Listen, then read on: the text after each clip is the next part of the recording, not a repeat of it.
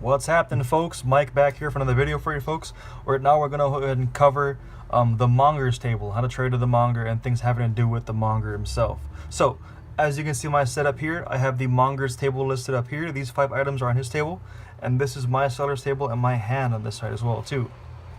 So the Monger is a mechanic that is optional in the game. You can do it whether you want to or not. It's totally optional up to you folks. But it gives you more options of items to sell to customers in case you don't have anything sellable on your seller's table. How that works is we take a look at the Monger's table.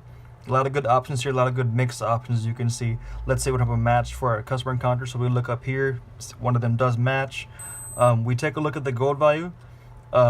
We need to trade items from either our seller's table or in our hand up to double that value on a normal basis to actually get the item for our seller's table. How that works is, let's say we look here, let's say I really want that troll liver. So I have to trade up to 4 for that bad boy. So I'm gonna look at my table first, kind of gauge things, how I want to do this. Let's say it only buys alchemy items, so I'm gonna go ahead and trade the ghoul fingernails, the giant's pointer finger, and the fresh meat for a troll liver at that point. These will all go on the bottom of the contraband deck, like we're making a sale, like we're actually going through that part too. Now what's going to happen now is we take the troll liver, and that's going to officially be on my seller's table. Normally that's the mechanic we go with, so we have open slot to trade the item itself too. We can also trade things from our hand, items.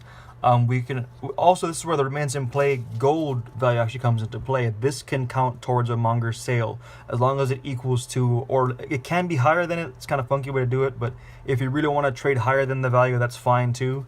This guy will also go on the bottom of the contraband deck if that happens.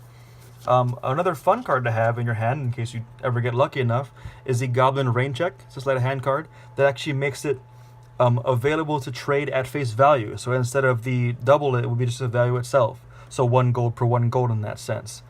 As mentioned before in our cursed item video too, these cannot be traded to the Monger, but if they end up on his table, they can be traded from the Monger. So in this case, we trade 10 gold for the Amulet of Black Bart.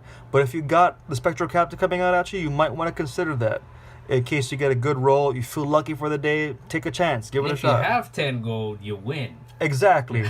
But in this case, we're not trading real gold, Aleka. We're trading items. Oh. Get that down now. So the mechanic of this, once again, was to give you more options to sell stuff in case it didn't actually show up on your own table. It's like it gives you that NPC feel to it almost in the game itself.